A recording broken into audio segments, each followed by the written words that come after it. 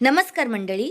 सन मराठीवरील inspector Manju या मालिकेचा खूपच धक्कादायक प्रोमो आता समोर आलाय. त्या प्रोमोमध्ये असं आहे, आता मंजू देवाकडे प्रार्थना करत असते आणि म्हणत असते, देवा, सत्या फर्स्ट टाईम एवढ्या लांबच्या प्रवासासाठी जात आहे, त्याला तुम्ही सुखरूप ठेवा, असं ती इकडे देवाकडे प्रार्थना करतच असते.